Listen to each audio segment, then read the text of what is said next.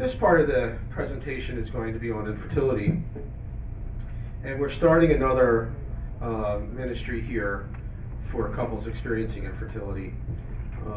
You'll see in your packet an advertisement for the St. Gerard Mass that you had mentioned for New Life, and we want to start that way because what we found in let me just take this off here. What we found in this ministry is that people don't necessarily approach the church first for many, many reasons. And the best way, we believe, to bring people into this ministry is to do something that's very comfortable for them, very desirable for them, and that is the prayer and the comfort that Mother Church can give her, or give him. I found it to be very providential that the readings for Mass this week were, in the beginning of the week at least, were for the story of Hannah and Elkanah. I don't know if you're familiar with that story. Hannah was the mother of Samuel, and she was a woman who could not conceive. And throughout the story, you'll see a lot of remnants, or a lot of things that kind of lead to the trauma that we face here, even today, with couples who are unable to conceive. And so, Hannah's praying really hard, and her husband's really trying to console her. She's not really receptive to his consolation. He's getting a little, frustrated because, don't you think I love you? I love you more than Penina. And he fell more deeply in love with her through the struggles. She goes to the church and prays, and the priest looks at her and says she was drunk. Which I'm sure was not malicious, but the words, almost positive in reading the story, cut really deep within her heart. And her rival Penina kept taunting her, and so here's this woman who was, from all sides, was now traumatized because of the situation she found herself in. And we see those remnants, we see those elements in the lives of couples who are trying to conceive and can't. Oftentimes they don't approach the church first, and the reason for that's very simple. They see the church as telling them what they can't do. They see the church as being somebody that is not going to solve the medical problem that they have, and so they will go to their physician, and 9 times out of 10 there are only a few physicians that I know of that share their values. 2 of them are in this room, but the rest of them, I don't believe, share the values that we would have in terms of life. And so they would most likely turn to the advice of their physician. Those who do approach the church, we find them in 3 categories. The first categories are couples who are active in their faith. And they approach the church because they really and truly want to know what's right, and really and truly want to know what's wrong. And I have to say that this could be a blessing, and it could also be something that's very damaging. And this is why it's damaging. I teach bioethics over at Immaculata, and I started a course just last week. And in the beginning of the night of the course, we start talking about, the expectations of the class and what are the learning outcomes and whatnot. And so after the class was over, a woman came up to me and said, if I start to cry when we get to that subject of artificial reproductive technologies, it's not you. And I said, well, what do you mean? And she said, well, I had in vitro fertilization a number of years ago, and I'm reading now the text, and the text is not, supporting that. And she goes, she says, I talked to my priest about this, and he said this was okay. And that's not okay. And it's not okay that the priest would say that. You know, unfortunately, we have people in ministry that will either slap you around with a church document, which isn't going to help matters, or are going to say, that's okay, you know, God understands. Well, the bottom line is that this young lady can't be held accountable for that. But who can be held accountable for that? The priest. Because he should not have said that to her and should have known better. Now, I'm not here to slap around the priests, because they do wonderful jobs. And they all, you know, try very, very hard. Some people try harder than others, but that's the way we all are. But the point that I'm trying to make here is that we cannot take those polls, because when a person finally does come to us, we have to be that battlefield, or that hospital in the battlefield that Pope Francis had said in one of his discussions and interviews that he had, that makes everybody crazy. But you look at some of his words and you take them into the context of what he's saying. He's not saying things that are contrary to the faith, if you look deep into what he's saying. But at the same time, he's saying things that we need to hear. We are the hospitals in the battlefield of life. If the person is coming to us because of their need, and I don't care if it's infertility, I don't care if it's poor prenatal diagnosis, I don't care if it's anything else, they need to hear the truth spoken in love. Let me repeat that. They need to hear the truth spoken in love. And what does that mean? It doesn't mean that we can say, oh, God understands, and yeah, I think, you know, with your situation, I think we maybe want to do this, want to do that. No, that's not what we're supposed to say. At the same time, we have to reach into their hearts. And what does it mean to reach into their hearts? Because basically, the struggle with infertility is not as much as the difficulty in conceiving.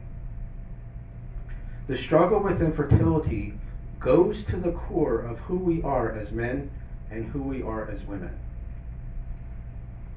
Now, that's part of the problem, because the culture today tells us that there's not that much difference between men and women. I mean, we'd have to have unisex this, unisex that, unisex the other thing, and, you know, have people do everything the same way. Well, no, that's not going to work that way. Blessed John Paul II said in one of his writings, he made some allusions that to be a woman is to be a mother. To be a man is to be a father. Masculinity and femininity, masculinity and motherhood, and fatherhood, and masculinity and fatherhood are intertwined. There is no difference.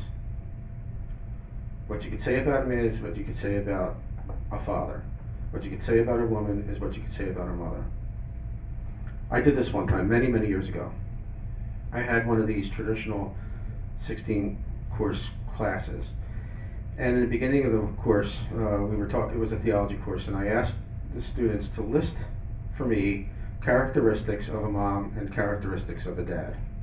And they listed them all, and I took it home and didn't open it up and just put the little list in my briefcase.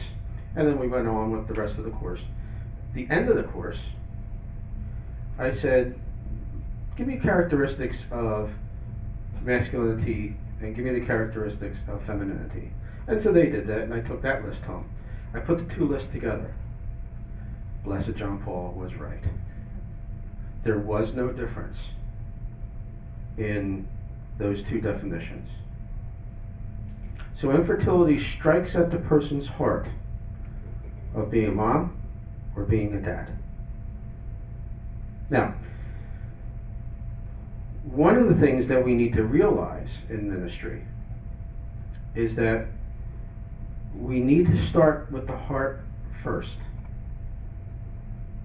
We need to start with the heart first. When I was in the Diocese of Camden, I was interviewed for New Jersey Magazine on this issue.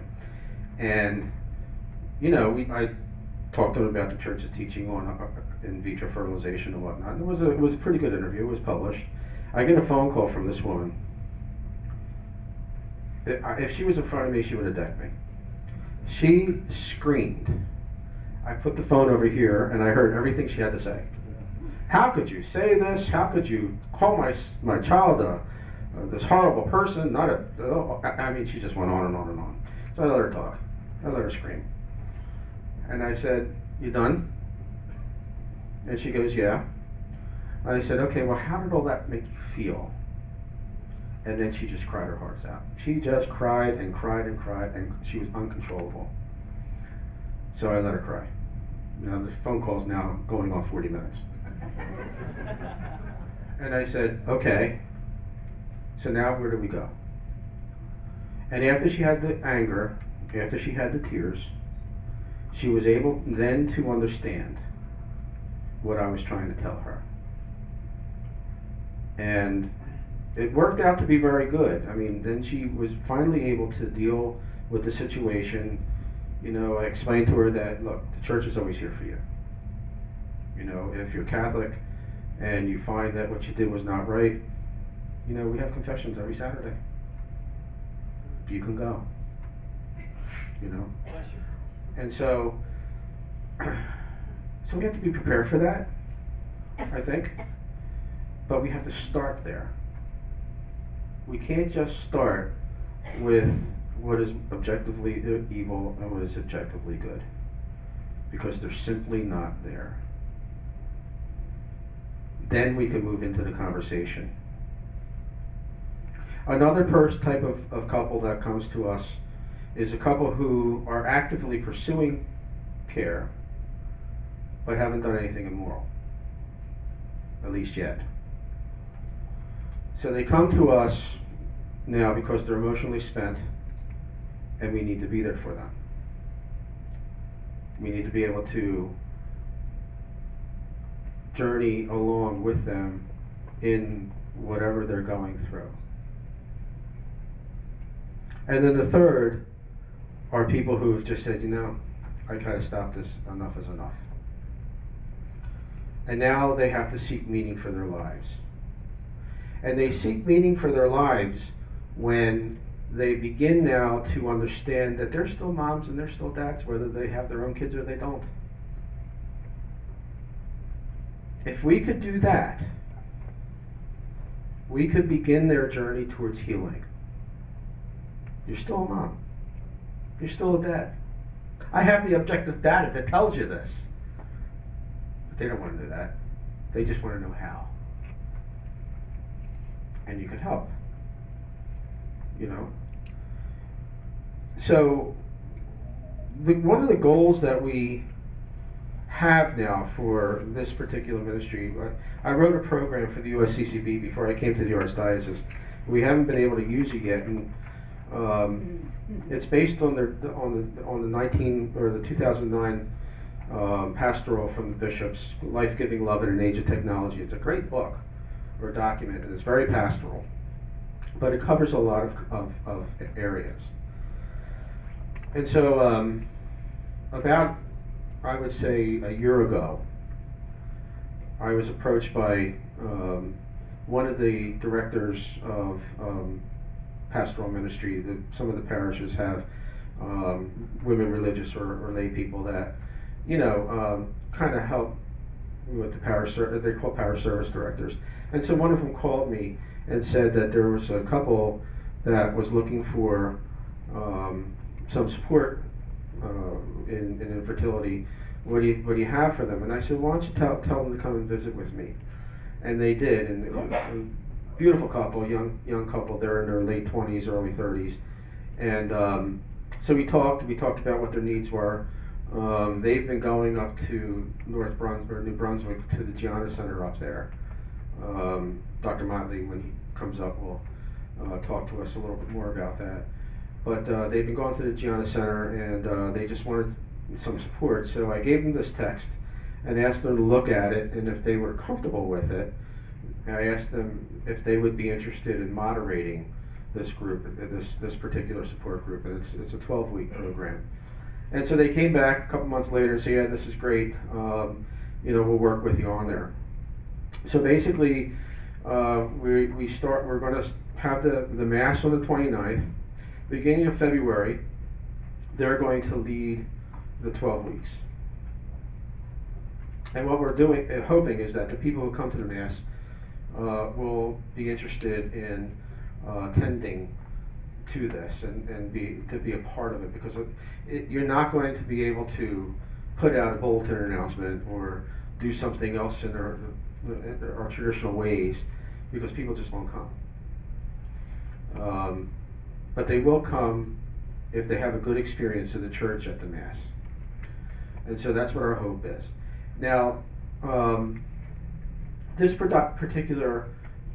goals of this particular support group, if you will, is to provide a safe environment for them to speak and to share their concerns and their sorrows, to provide support and fellowship, because oftentimes they feel very, very much alone.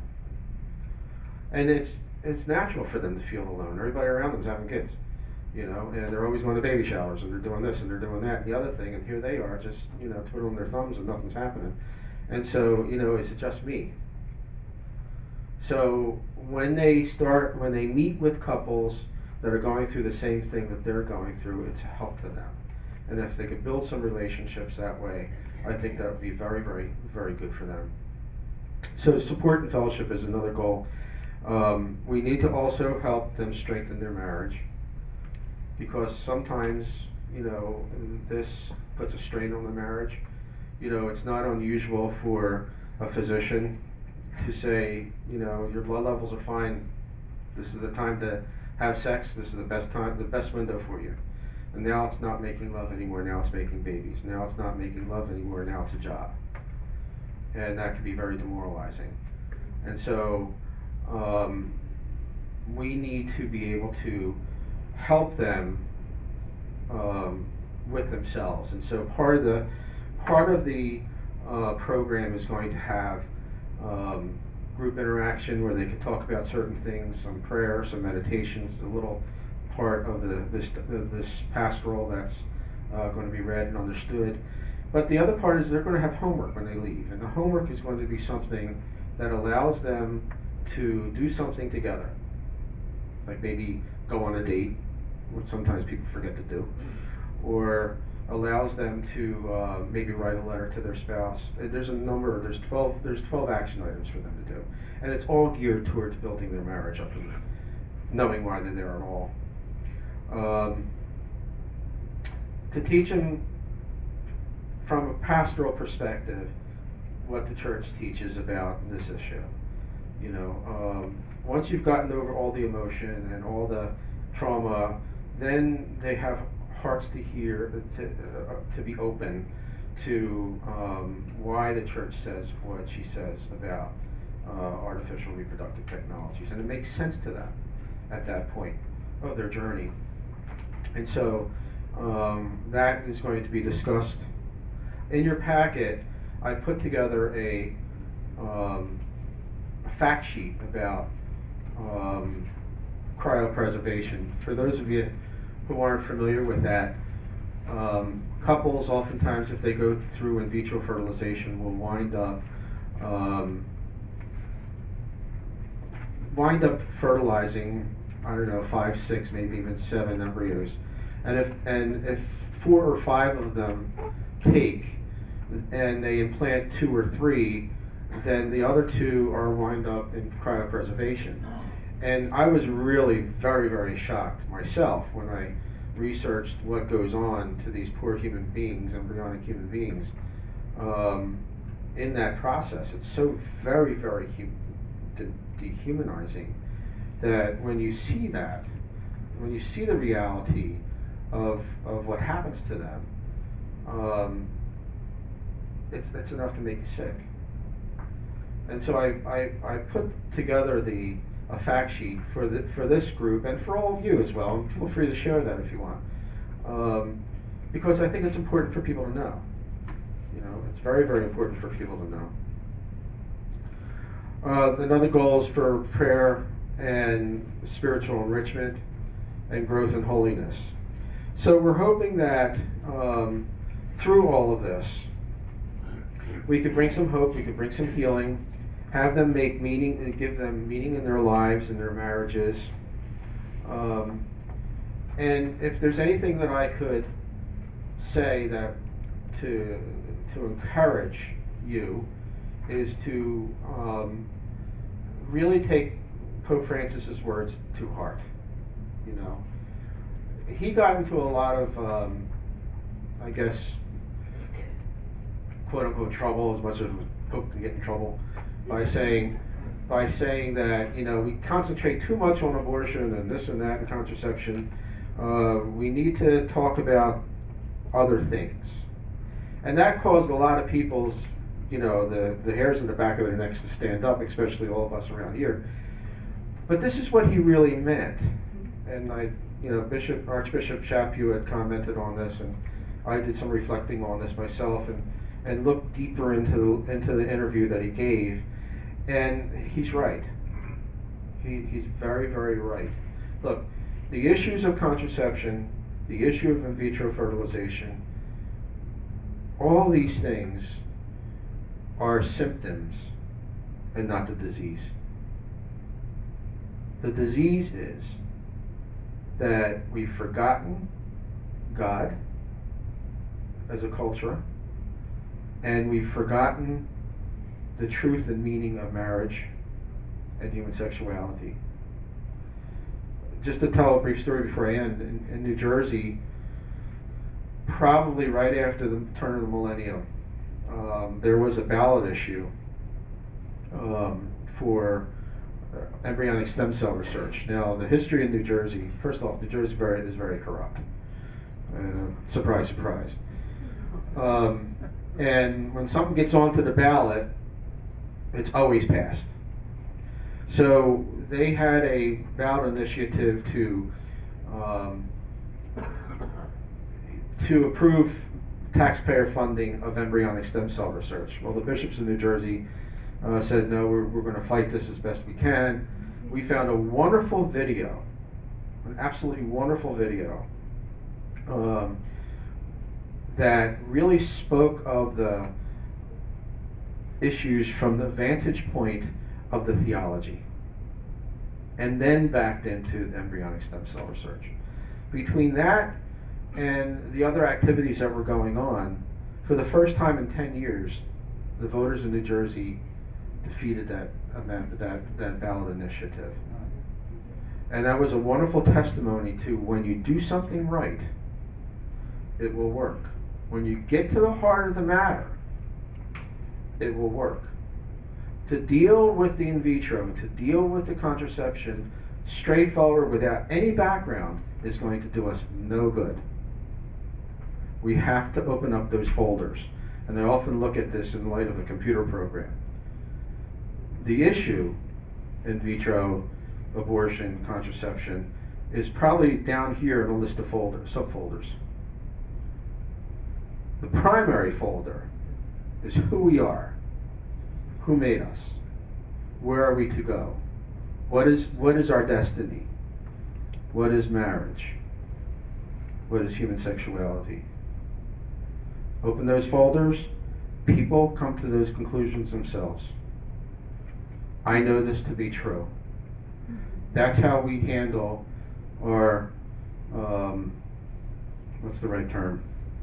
Our dreaded third week in the bioethics course over in Immaculata, where we're dealing with all these issues of life issues as we would know them.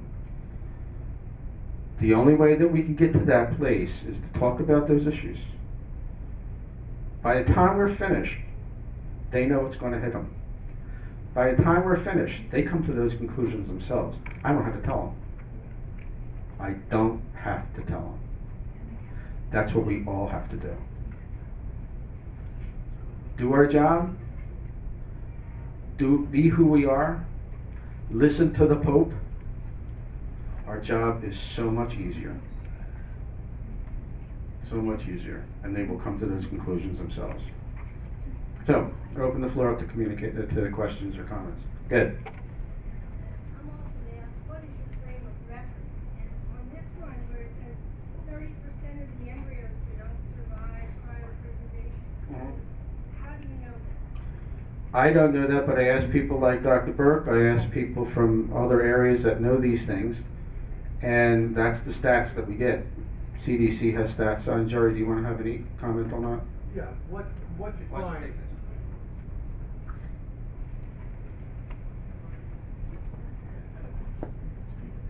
Thank you, Steve. My name's Jerry Burke. I'm a reproductive endocrinologist and also an attorney.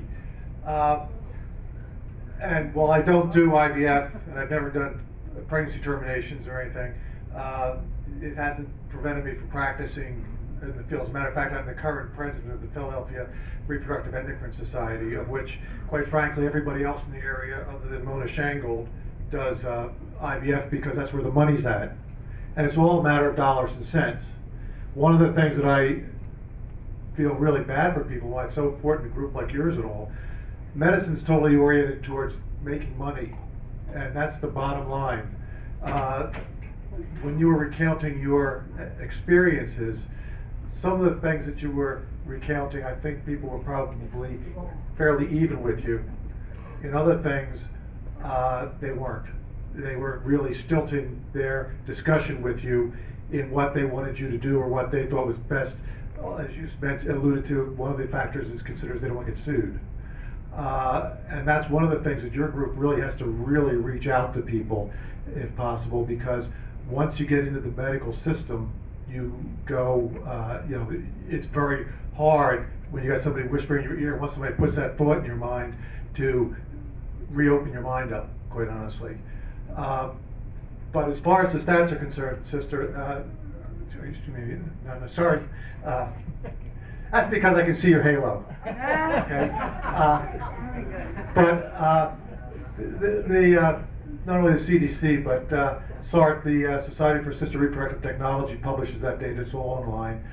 SART is a subgroup of the American Society of Reproductive Medicine, so that's not hard to find. One comment I wanted to make. Jen, can you pass me my thing real quick? One Steve's. No, the white sheet. No, white sheet on top of my yellow sheet. One quick comment. When everybody's talking about, and you still are occasionally will hear people say, well, we need embryonic stem cells in order to do really good research and cure all these diseases.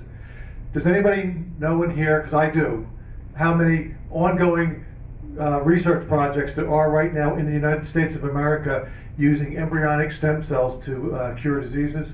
Well, no, there's one with 12 participants, is what it is. Okay, and you know as well as I do that if industry thought that this was the way to go using embryonic stem cells, it'd be all over the place.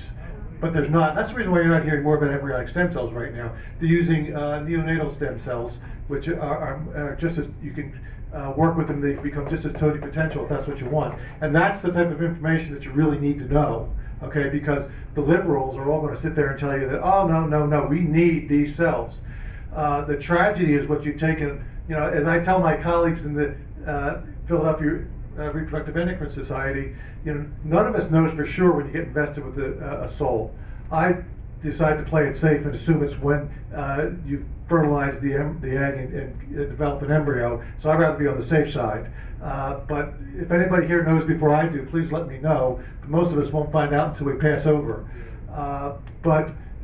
So much of this is all dollars and cents driven. I will also tell you one of the other problems in medicine, and I've been in meetings where people have brought this up. Medicine doesn't want anybody telling them what to do, and they want to set all their own rules.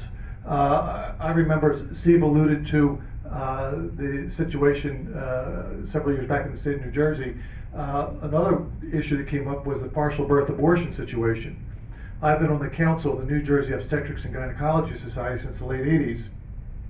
And when that issue initially came up, about whether they should legalize it in New Jersey, because as the abortion issues progressed, they progressively pushed the age older and older that you could terminate a pregnancy. They formed a subcommittee of the council, which was all physicians who were significantly senior to me in years and stature in terms of medicine. They were all perinatologists and all. And they came back with the finding that nobody really had good data. There's one guy in St. Louis that was doing about 500 partial birth abortions a year. And for those of you who don't know what a partial birth abortion is, you basically deliver what would be a live baby if you let it deliver. Breech, you go in and grab the feet and pull them out, breech, get them to the point where the body's out, the arms are moving, and the head's still in. You then take a heavy scissors and jam it up through the foramen magnum in the brain to open it up, and you stick a suction machine and suck the brain out, then you can compress the skull or crush the skull, and at that point you've killed the kid so it stops moving. But the question came down to who was doing what, and the best they could find out, because these were procedures that were done in offices, was nobody really had good numbers, but there might have been one guy on the coast who was doing some. This group of 5 very distinguished physicians came out completely against the whole concept of partial birth abortion. And then a fellow by the name of Harold Kamenetsky, who was a previous president of the American College of OBGYN, stands up and says, Washington says we're supporting it, and that's it. And you say, who's Washington? That's the headquarters for the American College of OBGYN. And so and I was amazed to watch these guys all knuckle under, and they just sat there, kept their mouths shut. And so the New Jersey OBGYN Society's official stance on partial birth abortion was, we support it. To which the New Jersey State Medical Society came to them and said, what's your stance on it? And they say, we support it. So that they supported it. So that then when Christy Whitman wants to decide whether she's going to sign the legislation in or not, she goes to them and they support it, so she ends up signing it in. And of course, the tragedy is you've got, at this point, somebody, if permitted to deliver, you've got yourself a live human being who can sustain life outside the womb. It's not a 20-weeker whose lungs aren't mature and all. And so that's such a tragedy. So I'm sorry if I got a little bit long-winded, okay? But these are the things that you have to realize and you have to understand. Tragically, it's only getting worse in medicine too. The fiduciary duty of care that physicians have to their patients is being completely aborted as medicine moves from being a profession with healthcare being delivered by healthcare professionals to being a service industry where you have administrative people telling physicians how many patients they have to see in an hour. And that's deteriorating to the level where you're talking about children with birth defects. It's a lot cheaper if the system doesn't have to maintain them, and so that you're going to see that's going to be another driving force. Because I can tell you already that you're seeing that over a 2% Medicaid reimbursement reduction, or Medicare reimbursement reduction, you're seeing that physicians are letting their patients pass away rather than readmitting them to hospitals. It's absolutely amazing. So I'm sorry, Stephen. That's quite all right. That's quite all right. And any other thoughts or questions? Denise? I want to ask a question about the snowflake babies. That is, if somebody then does store their embryos and freezes them, and then decides to donate them to an infertile couple. Okay. Is that correct? Yeah, what are the thoughts? I mean, I assume the church, of course, would say, first of all, it was wrong to freeze the embryos, but say the event has already occurred. Okay. The embryos are frozen. I'm going to talk about it in light of theology, and I'm going to bring Dr. Burke up if you'd like to talk about that a little longer too. First off, that question has come up for a long, long time. And I can remember being in Rome at the time that in December, I was in Rome in November, taking a few courses in bioethics there. And when I was there, we heard that another document supporting, or about infertility was going to be coming out imminently. But what I didn't realize was imminently in Roman times is like centuries in our times. So I was expecting before I leave to have, the document and to be able to read the document. It didn't come out until that following December. Dignitas Personae addressed this issue. And the way they stated was that they didn't really fully clarify the question, but they brought it to a place now that's a little bit more unequivocal as to what we can do with this. At first, there were good theologians on both sides of the aisle saying, some were saying yes, some were saying no to this. I thought was first in the no section, because to me it was too much like surrogacy, having a surrogate mother. And then as time went on and I read more and I discussed more and all these various things, I kind of switched my opinion to the yes column. Well, when Dignitas Persona came out, they said what you find in the embryo adoption are the same problems and issues that you're going to find with in vitro fertilization and with surrogate donors. So they were saying that this is a solution that there really isn't any problems, that there aren't any really solutions to it. And so the commentators, the good commentators on this, said that the way they read that particular passage, the door was closed, but it seems like there may be more discussion about it. As a person in my capacity, working for the Archdiocese, I would have to conclude or say to a person no, simply because that's where we are right now. As a professor, as an ethicist, I could banter that issue myself with other people, but officially I'm going to say no, simply because the jury's still out and the Vatican's leading against it. Okay, so from a theological perspective, unfortunately there's nothing that you can do with that, except for the person who has conceived these children, that woman, to conceive those embryos and bring them to term. But then again, there are physical dangers with that as well. And so, Jerry, if you want to just briefly kind of talk about the dangers to that.